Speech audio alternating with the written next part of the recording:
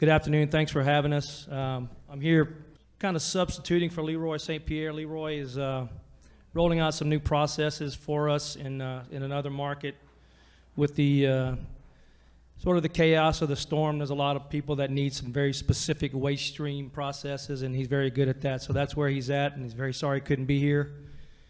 I'm happy to be here. I did ask him, Leroy, why is it, that you feel like you need me over there? Maybe you could have got James or someone else, and I think it was a compliment, but he said, I just don't know anybody that can talk trash better than you. I'm going to take that as a compliment and roll with it, and we'll just discuss it later. I'd like to introduce you a little bit to Waste Pro. Like Chris Topher, I'm going to be very brief, but I will be at Tio Jave's, and I'm very good at drinks and appetizers, so if you need anything from me, that's where I'll be able to help you most. A little bit about Waste Pro. We proudly operate 16 landfills, more than 3,600 trucks, and we employ more than 4,700 people in almost 80 locations throughout 10 states. We continue to invest in technology and innovation, upholding our sustainable practices, which is very important in the waste business. Your communities really expect that from you, and it's really not an option not to provide those recyclable and waste stream solutions. And our mission is to be an industry and environmental leader for many generations to come, not just right now. So a little bit about us locally: residential waste collection and recycling, commercial front load service for your business, commercial and industrial open top dumpsters, which, believe me, we are very busy doing a lot of right now in the wake of the storm. Portable toilet, hand wash, and rentals. We also transport hazardous waste. We do roadside bulk pickup in many parishes around here. Some of you do need that now. Locations: we are in Kenner, Houma, Geismar, a very new location in Baton Rouge, which we just had a grand opening for, and in Covington to service the North Shore. With our new Baton Rouge facility, we are poised to offer the appropriate services and already do for some of you in this room. We appreciate those relationships, and as chaotic as it has been, we feel like our just personal approach and handshake that we do with you guys is really paying off. It helps us be very flexible. You can imagine during the pandemic, the commercial waste stream went down, way down, and the residential waste stream went way up. So it requires just some flexibility, patience, and really just working with each other on what we need and how we need to provide that for you. In summary, some of you in the industrial world, if you need any type of hazardous waste transport, if you need any type of dumpster, hydrovac services, you just need to give us a call. Even if you have a primary vendor, we're happy to be a secondary vendor for you, which right now is very valuable because many of us are tapped out on assets and resources, and sometimes it requires partnership with another vendor. If you have a long-term relationship, we honor that, but if you need help, we're happy to help you as well. So a little bit about why we're here. In support of our relationship with Wilson Warehouse and others in this room and this community. As I mentioned before, doing business locally is really what we're best at. Even though we're in 10 states and we have all these locations and landfills, we just haven't moved away from the door-to-door and the face-to-face relationships, and that's really what we're best at. But so now I'd like to reintroduce Steve DeHaan. And Ben Smith is the Assistant Operations Manager at Wilson Warehouse. He's going to expertly bio himself when he gets up here. I don't know if you knew that or not. And then Steve and Ben are going to have an elite level conversation, so I'm going to go back down, sit down, and take some copious notes. So again, thank you very much, and I hope to see you at Tio Jave's.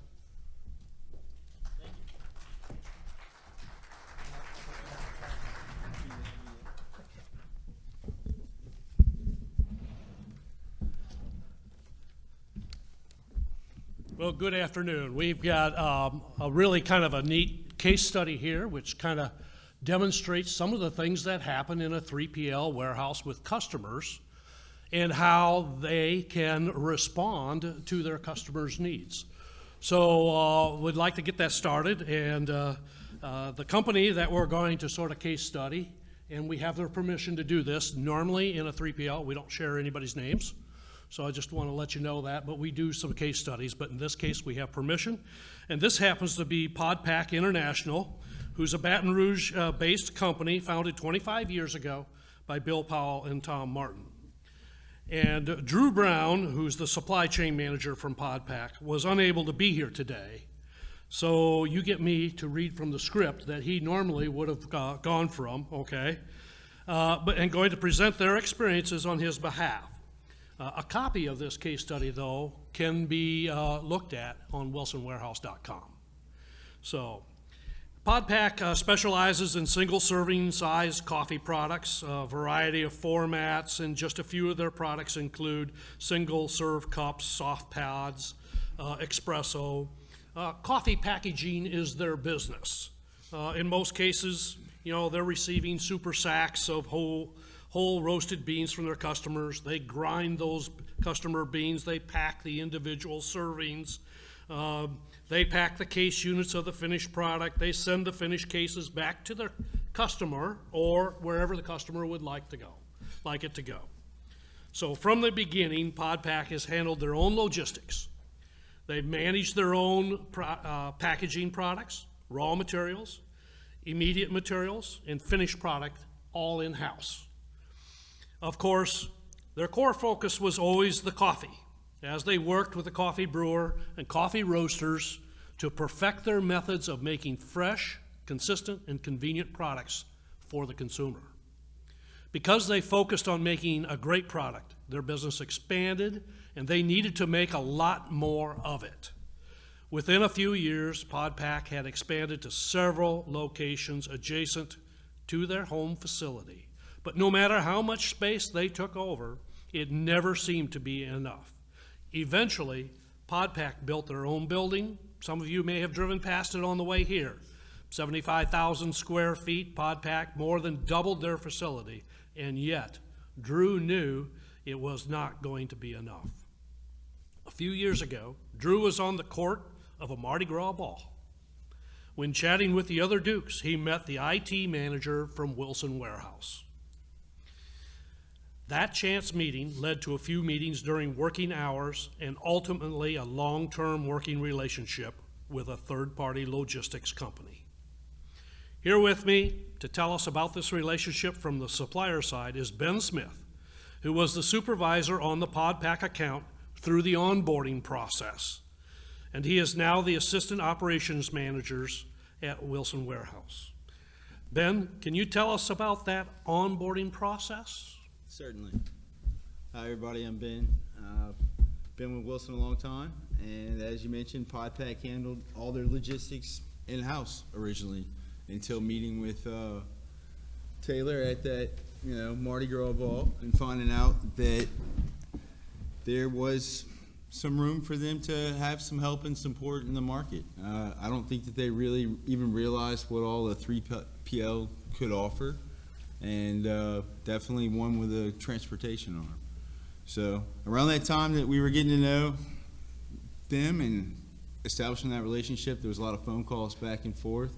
We took a team over to see what they did and how they did it and what they were really good at. And I think that was a big part of what made us a great partner for them, was getting to see what they specialized in, what goods and commodities they were going to need us to help facilitate the movement of.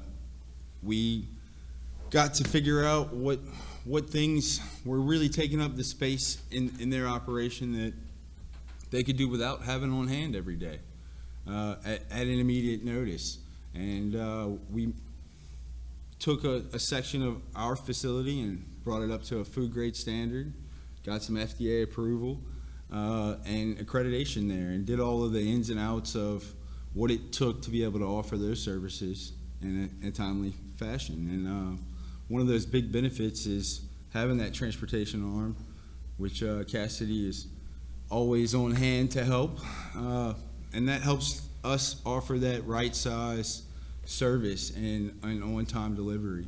And that's one of the biggest points of what we were able to offer, and taking that team over. We brought our president, our CEO, our operations manager, our CSR, every person that was going to be a part of that system over to see exactly what we were getting into and what we could offer to them as a value-added service.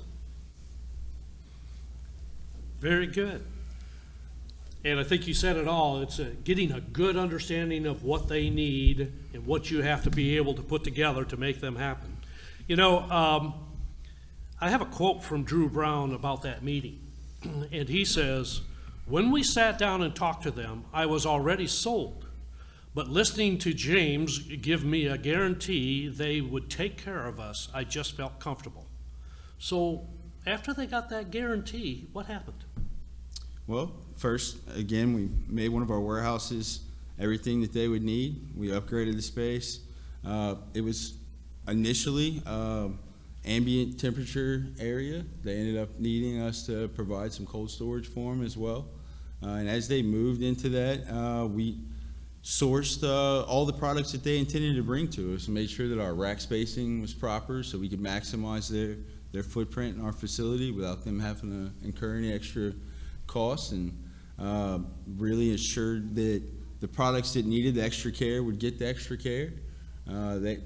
Filter paper is something that you don't really think about, how careful you need to be. It can absorb smells very easily. It has to be handled very carefully. And there was a lot of training that went into bringing our staff up to handling this new type of product. And that was some growth and development that has really been value added to the customer. Sounds like you spent a lot of time communicating with them and preparing for them. There was a lot of back and forth. There still is. As they grow in their businesses and have their customer needs change, we evolve with them. And I think that's one of the things that sets us apart, is that ability to evolve. So they started with about 2,400 square feet? Is that correct? Yeah, not for long. One of the big ways we're able to help is by expanding and shrinking our square footage to their needs. The term we use is right sizing. You only pay for what you need, and that's really been a benefit to them. 1 month PodPack needs 20,000 square feet. Next month they need 15, and then they're back to 20 or 25, and we always have the ability to help facilitate that. Actually, we started with the 2,400, and then quickly moved to 15,000 in the climate controlled, 20,000 in ambient. For now, they're in a 35,000 square foot footprint, and they're actually asking for us to convert more, another 35,000 square feet for their potential growth. So, and what period of time did that all transpire over approximately? Overnight, usually. It's usually a quick growth, a quick need, a quick demand, and that's one of the things that we've been able to help them with, to not have to say no, because we have that ability to help push that. Let's see if I get off track here. Yeah. Since we've been working with them, they have expanded their sales 107%. That's enormous growth, and Drew credits our relationship as part of them being able to grow that well and expand at that pace without having a relationship with us, and our ability to provide that service in that overnight expenditure. They had a large client come to them, and in the course of a weekend, we brought in 15 truckloads of material that we had to sort, collate, and help them standardize so it could be onboarded into their system. That flexibility, not only in our labor force, our size, and our expertise, that you can't staff up for something like that without having a partnership with an organization like ours. Very good. So I have another little quote from Drew here that I'll follow up on here. There aren't many people willing to carve out space for food-grade products and commit to not storing anything else in that space. They made us feel really comfortable they would never infringe on that. I can tell that they are respectful of our product and won't go back on their word. No other company would promise that. You know, they went to 35K. That's a really big jump. What's driving all their need for space? Well, they're really good at what they do. That's what's driving their need. Their ability to focus on their strengths and allow us to focus on ours has allowed them to grow exponentially. They are putting all of their effort into making their products for their customers and allowing us to put our efforts into doing what we're good at. And I think that partnership has allowed both of us to prosper in these markets. Okay. So do you drink coffee? I do. I drink coffee daily, so I kind of take for granted that it's can be a seasonal thing. You know, many people don't consume it every day, and it is seasonal. PodPack definitely sees a growth and a swell around those seasonal markets. They come out with the holiday blends, the Mardi Gras specials, the Christmas, all of those things. And we're able to provide them that right size niche and network and ability to handle that without them incurring that cost year round. One of my staff people just brought in some pumpkin spiced coffee. It was pretty good. It was. So that's what we're doing. So now they started out doing this and they've got all these different kinds and stuff. Do you handle any pre-packages? Do you do any of their container stuff or anything like that? We do actually. So you flip it both sides? We handle both sides, upstream and downstream of their operation. Some of their packaging needs we take directly before it even goes into their system. It'll arrive in our facility. We'll go through and ensure that it's exactly what they've ordered and we're expecting. And then as they go to run that product, Cassidy and our transportation arm ensures that they get it right when they need it. And that really helps them to manage the space that they have available in their production facility and not be a bottleneck to their operation. They don't have the stress of, man, is this going to arrive in time? Am I going to be able to? Nope, we've already got it. Here it is. It's exactly what you wanted. What day do you need it and what time? And it'll be there. And that allows them the brevity to know that their operation isn't going to be held back by any of those delays. Great. So they're really good at coffee. They are really good at coffee. They're just really good at coffee. Can you tell us about any other customers you've brought in somewhat similar to this? So we have a multitude of smaller accounts. We take our customers' privacy very seriously. So I can tell you some things, but not all the things. Most of those things are very similar, and I think what has allowed a lot of these smaller customers to be prosperous in their markets is the length of time that we've done this type of work. We know the questions to ask them that are going to help them avoid some of those hiccups. Some of those things that were unforeseen due to the length of service we have in these markets. We have the fortitude to point out, hey, have you thought about this? We always say it in a polite manner, but often you will find that they had no idea that could have been a problem. And until we've had those conversations and through that work experience, we're able to tailor our systems to meet their needs in ways they often don't even know they need met. And until you sit down with a group and find out exactly what they plan to do, how they plan to do it, and on what timeline, and have the ability to offer those services that they may not have even known they needed, you get to really see some people open up and start to, provide more of their assets and abilities for everything to flow properly. So again, you're really good at doing this. What happens when you have a hurricane and Yeah. things like So that for your customers, okay? I appreciate that. Some of our customers maybe don't have a large footprint in this area, but handle most of their things by themselves most of the time. Having this local hub for them to use as a depot, if you will, has allowed them to take on some projects that maybe they wouldn't have looked at or wouldn't have been advantageous for them until they realized what services we could provide.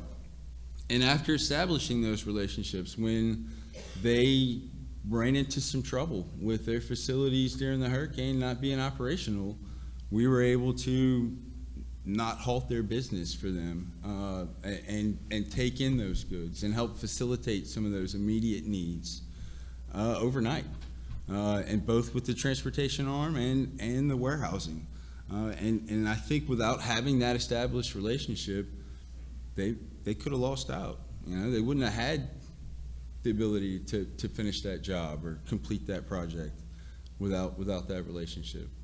We've got a multitude of avenues, be it rail, bulk loading, great established relationships with truck providers and trailer providers. When projects arise, we can reach out to Chris and say, hey man, I need this specialized equipment. And because of those relationships, we're able to get those assets in a timely fashion much quicker and sooner than I think people without those established lanes and relationships would be able to do. I'm going to go into some of the uniqueness. You built displays for somebody? Yeah, one of our customers came in and had an immediate need. They needed a bunch of displays in a short amount of time. And through our lean projects and management, we were able to come up with a methodology that they actually hadn't seen before and ended up doing it faster and better than it had been done before.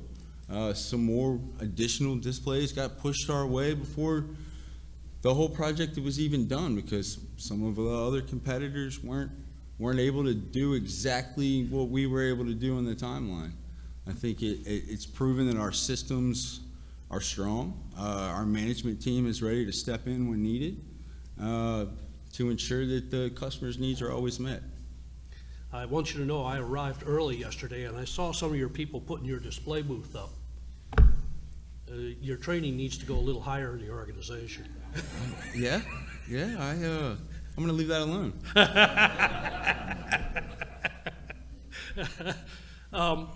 What do you do when somebody comes to you with, something that's just not very standard at all? Wrong sized pallets, wrong sized sackability, doesn't fit in your racks. What do you do with them? Well, we can do a multitude of things. Normally, we're going to evolve to meet their needs. Due to our long service employees, we've got some guys that have been around the block on these forklifts a couple times. And to leave it very understated, our workforce is, I would go as far to say, probably the most skilled in the area. Our drivers are amazing, have a long time of dealing with a multitude of different package types. We'll see everything from your standard pallet to a 5x12 pallet. I mean, and how do you even pick that up? Well, tell you what, we've got some long forks and some guys that know how to use them. We go and put on the specialized equipment and have the training and coursework provided, and the guys with the years of service to be able to knock that out. If we need to resize or restructure, we will. We'll put forward that MOC and vet it for safety and vet it for our procedural aspects. And once that's done, we're going to push forward training and meet those needs. Okay. And I read something too, agricultural products are bags of stuff and you convert it to bulk or vice versa?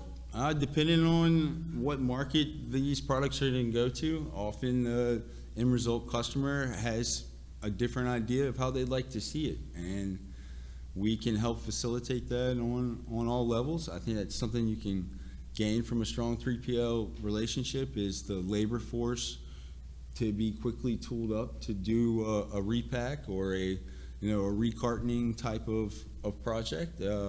We take everything from super sacks and put it into boxes or bags or vice versa, depending on what the market needs. We can even load it into bulk. Planes, trains, and automobiles. And you do some rail. Is it mostly unload, or do you load some rail? We primarily, it does go both ways on the rail. Depending on the customer need, we can load it out, we can take it in, we can rebulk it. It's just a matter of what your immediate need is. We've got a lot of rail space and a lot of ability there. How long does it take them to get a rail car to you when you're open? Depends which line it's on, sir.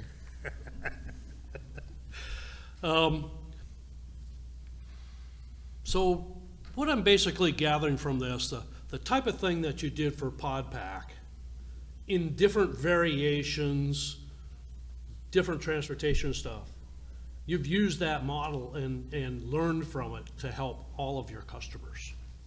Yes? Yeah, I wouldn't say as far. I wouldn't go as far to say that it's completely standardized, because everybody's, as Robert's alluded to earlier, everybody's the same until they're different, and that's given us some strength in our procedural assets and our base level training. But I think it's also what sets us apart in how we deal with our customers. We build a relationship, and I think that relationship is primarily built on the honesty of this is what we can offer and how we intend to do it. And anytime something's going to change or evolve, you need to have that conversation. And that conversation should be, a two-way street. And when it's not, I think it's our job to push that evolution and clarity to that customer, because they may not even realize at times what those changes are and how they may impact their need inside of that market. Yep. So what kind of customer is your best customer? The one that pays their bills. No.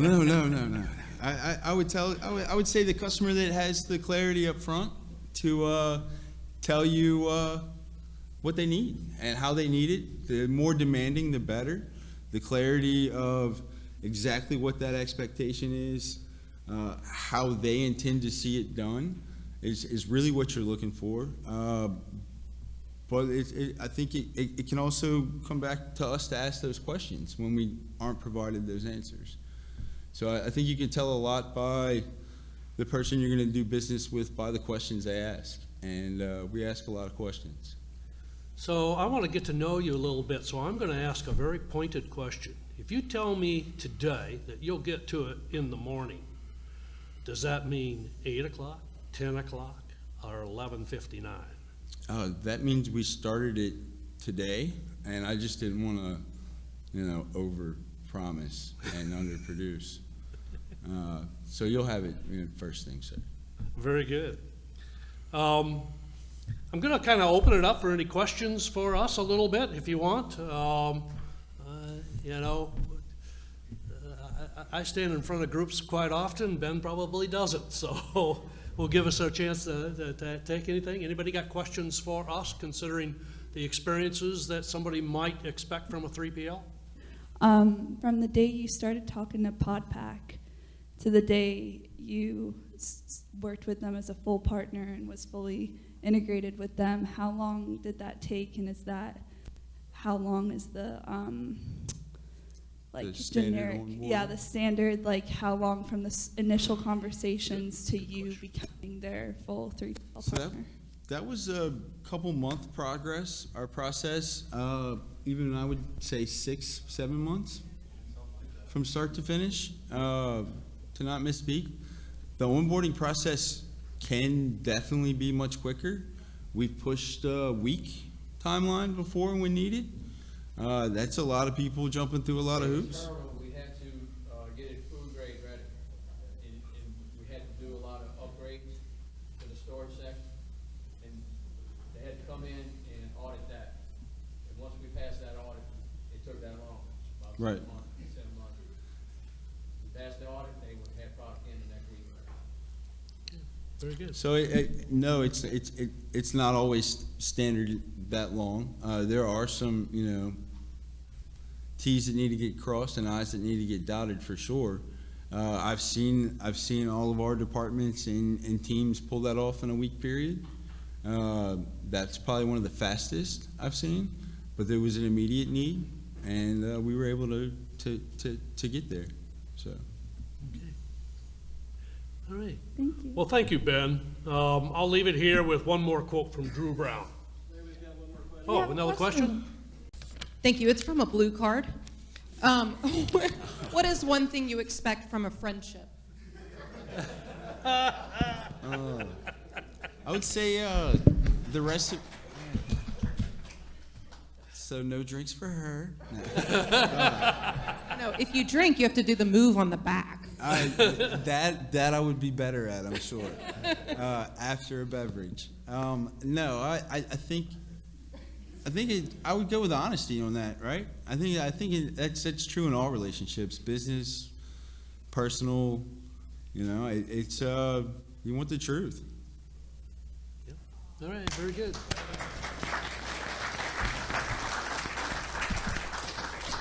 I see a time when trucks are running back and forth between PodPack and Wilson Warehouse multiple times a day. That's the dream. Oh, that dream definitely came true. Very good. Thank you.